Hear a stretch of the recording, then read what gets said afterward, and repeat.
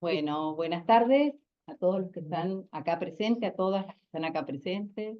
Un gusto en esta tarde de otoño en la Universidad de San Isidro y presentando el libro de nuestro profesor Guido Rizzo, su último libro, Sistemas Electorales, un estudio pormenorizado de lo que es nuestro sistema electoral, ¿no? Estudios sobre derecho. Y fíjense lo bueno, es breve, ¿no? Es breve, mírenlo, ¿ven? Es breve. Así que, y profundo a la vez. Así que, bueno, la verdad es que es un gusto presentar acá el libro, este nuevo trabajo que trae nuestro profesor de Derecho, sí, de Derecho Político, ¿desde cuándo, Guido? Desde siempre, acá Desde en la siempre, Universidad de San Isidro. Memorial. desde los inicios. Desde los inicios, 2013 en adelante, así que lleva acompañándonos un montón de tiempo y siempre en esta faceta que tienen los docentes de la universidad, que es la de acompañarnos en la formación de los futuros profesionales y a la vez generando y produciendo conocimiento, que luego se ve plasmado, ¿no es cierto?, en obras, ¿no es cierto?, como este texto que tenemos hoy acá, y que nos ayudan a comprender un poco el campo en el que estamos metiéndonos desde primer año en Derecho Político, con la compañía del equipo de docentes que tenemos acá, con Alex Pesot, con Leonardo de Marco también, y luego que continúan, ¿no es cierto?, con materias de primer año, con la directora de la carrera, con Flor Cao, y luego también con Héctor Trillo en la materia contractual, ¿no? Así que la verdad es que es un gusto tenerlo acá, a Guido Rizzo. Voy a tratar de ser breve, escribí esta mañana unas palabritas un poco digamos, vinculadas con la presentación que hicimos el año pasado, ¿te acordás, Guido? Con los 40 años de la democracia, Sí. ¿no es cierto? Que Sí. estuvimos, Alejandro, también, esos 40 años ininterrumpidos de democracia. Y un poco continuando con el hilo de la conversación del año pasado, escribí en el año 2023, Argentina cumplía 40 años ininterrumpidos de democracia. Luego de 7 años de dictadura cívico-militar, el 30 de octubre del año 83, nuestro país retomó las bases institucionales de un sistema político basado en los principios constitucionales y el Estado de Derecho. El doctor Raúl Alfonsín, elegido como presidente de la Nación, asume el cargo el día 10 de diciembre del año 83 y luego la ley 26.323 del 2007 establece que ese día es el día de la restauración de la democracia, iniciando una nueva etapa, ¿no?, en la vida de la Argentina. Y traía a colación este hecho, este evento, digamos, porque justamente el texto que vamos a presentar en el día de hoy, Estudios sobre el Derecho Electoral, nos permiten pensar, ¿no es cierto?, en este restablecimiento de la vida institucional y la adecuación de las instituciones a las necesidades de la democracia del siglo XXI, que es una tarea que debemos construir en forma cotidiana. El año pasado hacíamos referencia a las herramientas de participación ciudadana que son necesarias para acercar a la ciudadanía a sus propias instituciones. Enemigos de esa participación ciudadana decíamos que era el individualismo, la apatía, la desconfianza, la corrupción, ¿no es cierto? Y bueno, más aún, dice una autora, Montesino Odarda, en tiempos de crisis de credibilidad donde la ciudadanía se aleja de sus representantes y prefiere sumirse en organizaciones o sumarse, ¿no?, en organizaciones no gubernamentales o en grupos de vecinos para canalizar sus reclamos. Y tomaba otro texto de Guido Rizzo, que es el análisis de la Constitución, una obra que compila, digamos, el trabajo de distintos autores y que tiene como director de esa tarea. En el análisis del artículo 38 de la Constitución del 94, en ese texto que compiló Guido, que dirigió, Isidoro José Mario Aramburu explica en la sección, ¿no es cierto?, dedicada a los nuevos derechos y garantías, que el sistema político argentino, él dice, ha entrado en una pendiente decadente por el bastardeo del sistema representativo. Dicho retroceso parece vincularse a la administración de la dependencia, la resignación al subdesarrollo y la injusticia social. Esa situación lleva inherente la deslealtad, la corrupción, el soborno, la impunidad, lo que finalmente acarrea la indiferencia y el descreimiento ciudadano en virtud del desprecio generalizado hacia la política y la consubstanciación con la cosa pública. Y este autor dice que para sanear esa distorsión, ¿no es cierto?, es necesario recuperar un poco esta voluntad soberana del pueblo en el compromiso cívico-político por un destino común, en la fortaleza del diálogo político y en la ética del servicio público. Estos principios, fundamento de los derechos políticos de la ciudadanía, hacen a la coherencia política colectiva, perdón, no a la coherencia, sí a la coherencia, pero también a la conciencia política colectiva, donde la participación democrática, como advertíamos en esa conversación del año pasado, y que continuamos hoy, conmemorábamos en esta universidad a los 40 años ininterrumpidos de la democracia. Y esto excede al sufragio que cada 2 o 4 años nos encuentra en los comicios. La participación excede, ¿no?, ese marco de los comicios. Ya lo comentamos en aquella ocasión al preguntarnos qué significa participar.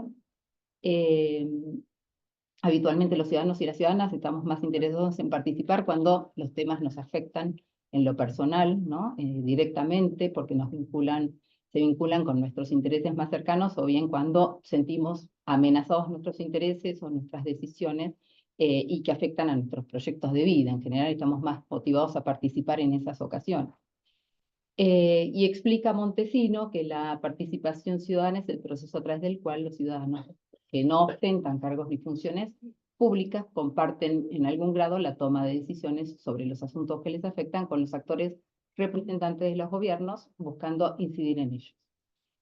La democracia en el siglo XXI, y ya voy a ir terminando, exige tomar conciencia política acerca de las diferentes instancias de participación ciudadana para un ejercicio activo de los derechos políticos receptados en la Constitución y en el Pacto de San José de Costa Rica, con un mayor protagonismo del pueblo en forma directa a través de la participación en audiencias públicas, iniciativas populares, lo charlábamos el año pasado, o en forma indirecta a través de sus representantes, o bien a través de las organizaciones intermedias de las que participa la ciudadanía, poniendo en funcionamiento las distintas herramientas que presenta y prevé la Constitución Nacional.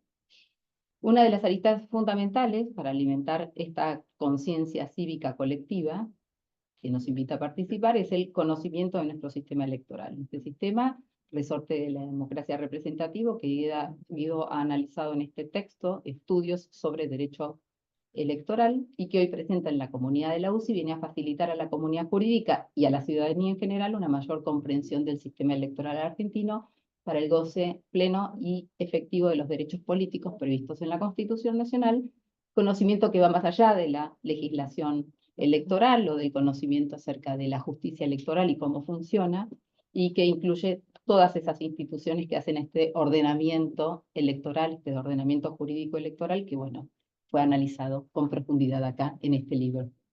Bueno, gracias Guido por traernos Bien. esta presentación. Bueno, no sé si querés. No, sí, sí, Sí, bueno. avanza.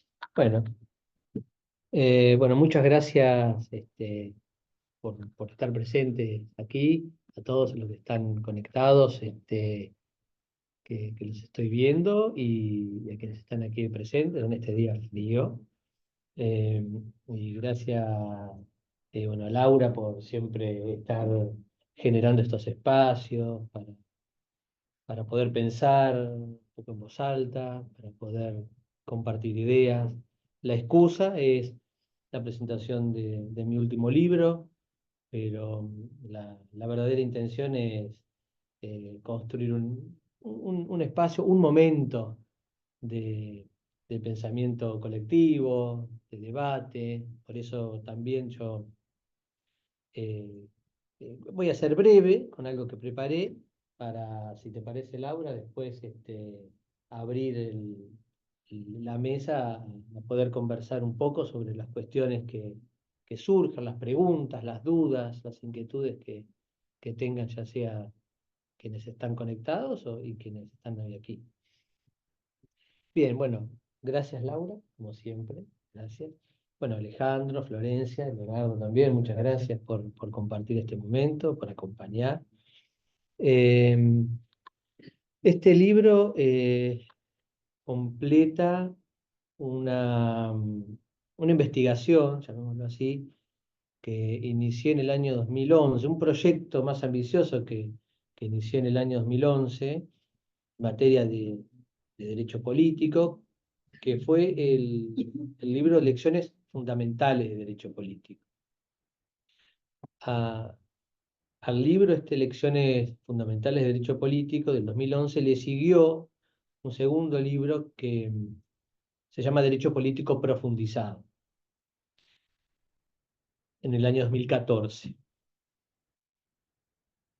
Luego, un poco porque los amigos ayudan y están también siempre colaborando y aportando, eh, apareció la Constitución comentada, ¿no? También siguiendo esta línea del derecho público, no penal, ¿no? El derecho político, la teoría política, la filosofía política, la Constitución comentada.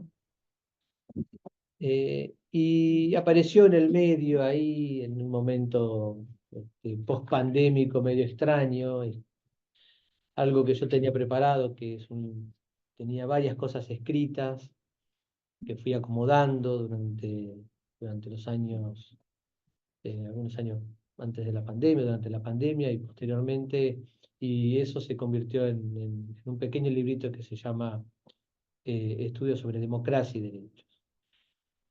Este libro, Estudios sobre Derecho Electoral, viene a completar ese ciclo, a agotar la temática en materia de derecho político, lecciones fundamentales de derecho político profundizado, democracia y derechos y derecho electoral. Sí, en estos libros se completa la materia, se completan los contenidos, en alguna medida se completa todo aquello que tenía para decir y también quienes colaboraron y aportaron lo suyo tenían para decir sobre estos temas. Que ahora la editorial tiene pensado armar una suerte de tratado de derecho político compilando todos estos trabajos. Así que lo primero es esa satisfacción de haber completado un ciclo de estudio, de investigación, de escritura en el área del derecho político y derecho constitucional, con este último trabajo sobre derecho electoral, digamos, ¿no? Preparé algo vinculado a la materia de derecho electoral, que está trabajada en el libro, pero que tiene también la intención de generar un poco la conversación, el debate, en alguna medida, si quieren, provocarlos un poquito para que todos puedan eh, preguntar o interpelarse a sí mismos. Y escribí algo sobre el sufragio, ¿no? Digamos, es un libro sobre derecho electoral, y si hablamos de derecho electoral, si hablamos del voto, de votar, ¿no? Del sufragio.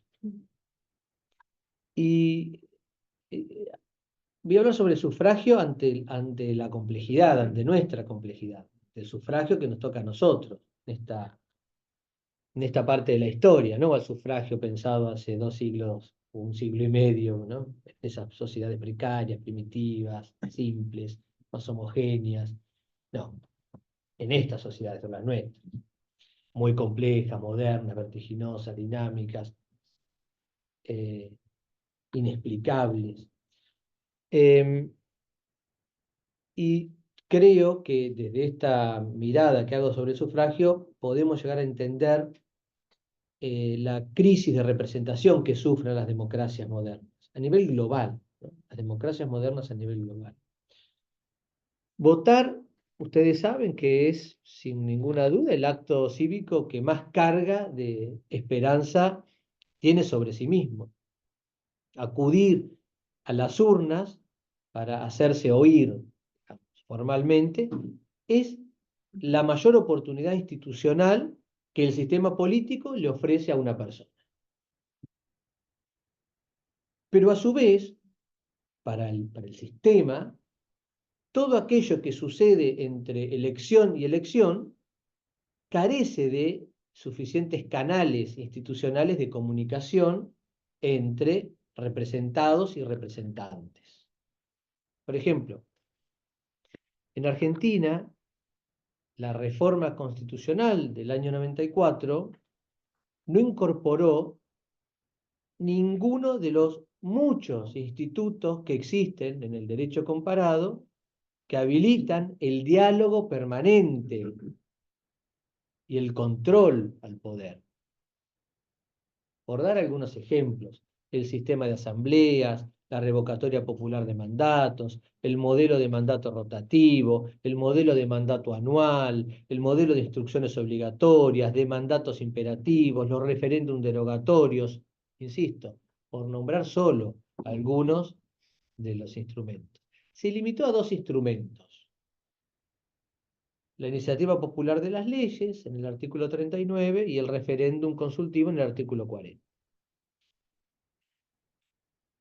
Es necesario decir, aplicar, llegar a concretar cualquiera de estos dos instrumentos es una verdadera carrera de obstáculos, ¿no? Es decir, la reglamentación posterior que se hizo de estos dos institutos los neutraliza en la práctica, los torna de imposible aplicación.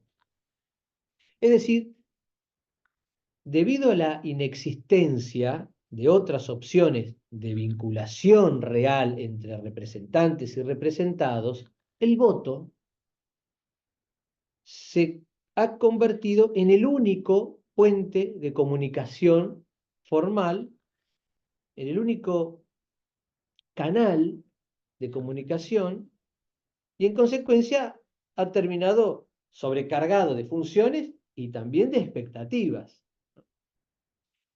Entonces, a esta soledad institucional en la que opera el sufragio, debemos sumar otro déficit: el, el desacople en términos sociológicos, en términos culturales, producido entre el periodo histórico del cual se origina, se piensa el sufragio, y el nuestro, o sea, 2 siglos después.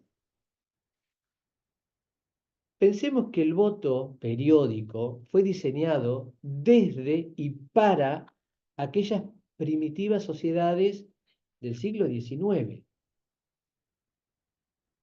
No hace falta que diga que no tienen nada que ver con nosotros.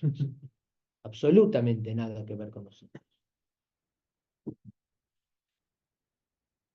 El avance del tiempo ha ido desconfigurando gradualmente, ¿no? Pero ha ido desconfigurando hasta quedar expuesto el sufragio ante la mirada de los ciudadanos del siglo XXI como un mecanismo deficitario a la hora de cumplir suficientemente con la función de representación, comunicación y control.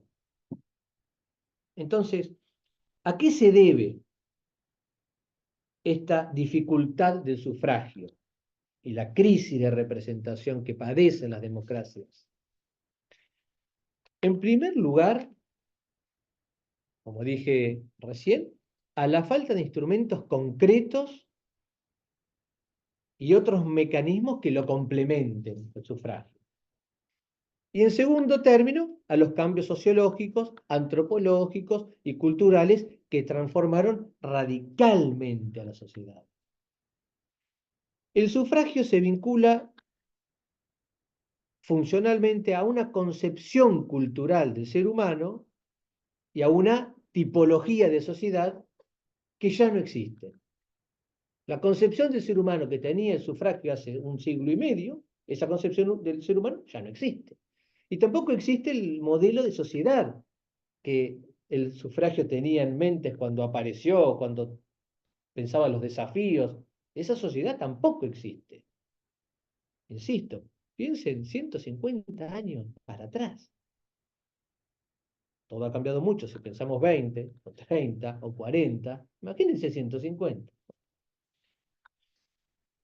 El sufragio que todavía tenemos fue diseñado en relación a un tipo de sociedad rudimentaria, integrada por pocos grupos sociales, a su vez muy homogéneos internamente esos grupos, que fue mutando, ¿no? Hasta ser reemplazada por otro modelo social que no solo es diferente, yo diría que es diametralmente opuesto en sus patrones constitutivos. Es por eso que aquello que se presentó revolucionario y novedoso en su época, deviene antiguo, deviene hasta disfuncional 2 siglos después, como cualquier cosa que haya sido pensada 2 siglos antes. Sencillamente porque no fue diseñado para absorber, para gestionar y para trasladar a la dimensión política la hipercomplejidad que hoy define a las sociedades modernas. Ni tampoco fue pensado desde la configuración multiidentitaria que tienen las personas. Un ser humano del siglo XXI no tiene nada que ver con un ser humano del siglo XIX. Podrían ser hasta de planetas distintos. Entonces, mi pregunta, porque no estoy seguro, no tengo las respuestas, pero sí las preguntas. ¿Se desdemocratizó el voto? ¿La democratización del voto tiene que ver exclusivamente con la cantidad de personas habilitadas para ejercerlo? ¿O la democratización del voto está vinculada también a su mayor o menor capacidad comunicativa? ¿Cuán democrático es un mecanismo que reduce toda la complejidad del mensaje de un ciudadano a un sistema cerrado y binario de sí o no? Fíjense cómo, permítanme la analogía, ¿no? Pero fíjense cómo este sistema reproduce simbólicamente la estructura psíquica del fanático. Justamente, ¿el fanatismo qué es? ¿Qué es el fanatismo? El fanatismo es un estado mental. ¿Y qué estado mental? Bueno, es un estado mental que se caracteriza por una estructura cerrada que no admite matices ni diálogo. Eso es el fanático. Una persona que no admite matices ni diálogo. Y por eso funciona solo desde la adhesión o el rechazo total, lo que sea. El fanático observa desde la perspectiva bidimensional del todo o nada, del sí o no, del adhiero o rechazo. Es decir, comparte la misma estructura que el sufragio. ¿Qué grado de democratización le atribuimos a un instrumento que no permite comunicar plenamente aquello que el ciudadano quiere decirle al representante y que niega los matices y que niega el diálogo?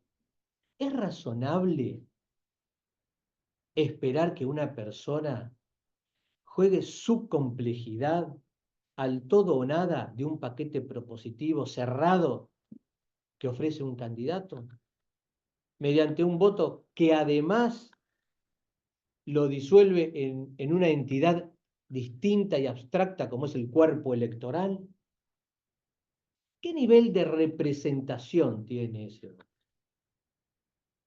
¿Cómo le explica el votante moderno a quien quiere representarlo que adhiere a su política ambiental pero no a su política de género, que apoya su proyecto sobre educación pero no su propuesta en materia económica, que acepta su visión en materia de salud pero rechaza su visión sobre la política migratoria? ¿Cómo hace el votante para explicar y comunicar toda su complejidad en un esquema binario y cerrado? ¿Es lo más apropiado en términos verdaderamente democráticos concentrar la participación ciudadana en una sola herramienta que además no cuenta con un diseño de diálogo? Si la realidad demuestra que la representación de la complejidad del siglo XXI no es posible suficientemente mediante el viejo mecanismo del sufragio del siglo XIX, ¿por qué el sistema no moderniza su canal de representación? ¿Por qué el sistema continúa sostenido por la decimonónica idea de sociedad integrada por pocos grupos sociales internamente homogéneos, donde la representación por sustitución podía funcionar?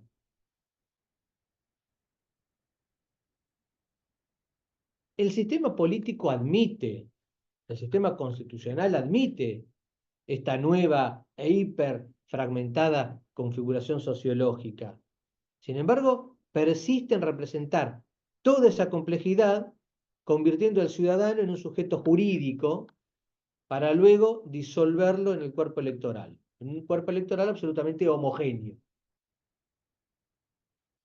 Aquí radica una, no la única, pero yo creo que aquí radica una de las explicaciones a la sostenida, progresiva, crisis de representación que sufren actualmente las democracias modernas a nivel global, en el norte global también.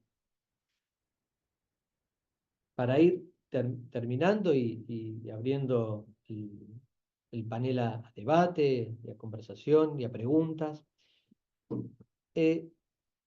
Así como en el año 94, ahora que estamos a poco de cumplir 30 años de la reforma constitucional, bueno, ya en mayo ya se cumplió, pero estamos transcurriendo los 30 años de la reforma del 94. La reforma del 94, coherente con la filosofía que la inspiró, tendiente a proteger el poder, optando más por la representación que por la participación, por eso no se incorpora ninguno de los múltiples instrumentos y mecanismos que pueden complementar al sufragio y dejaron al sufragio absolutamente solo y totalmente sobrecargado. Quiero decir, la Constitución del 94 fue una constitución pensada más para los representantes que para los representados. Es un traje a medida hecho para los representantes, no para los representantes. Entonces, claro, en este esquema, la Constitución del 94, ¿qué hizo? Jerarquiza los partidos políticos, un viejo instrumento de intermediación política, ¿no? Viejo en el sentido de el más antiguo, y mantuvo ¿qué cosa? Mantuvo el silencio sobre el sistema electoral. Algo fundamental, algo importante, la puesta en práctica, ¿no?, de la democracia no está establecida en la Constitución expresamente. La delega, bueno, que se ocupe el legislador infraconstitucional, el legislador ordinario. Es decir, que las reglas, entre comillas, del juego electoral las fije el legislador, es decir, el propio jugador.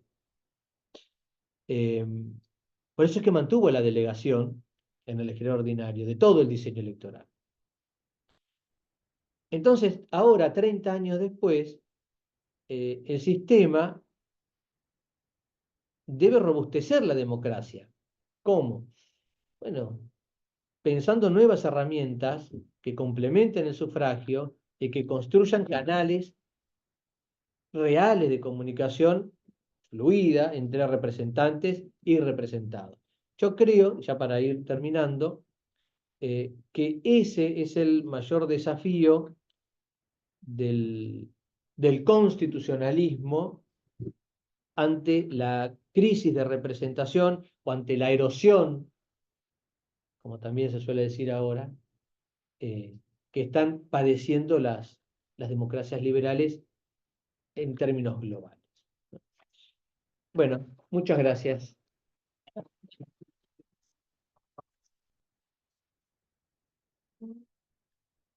Sí.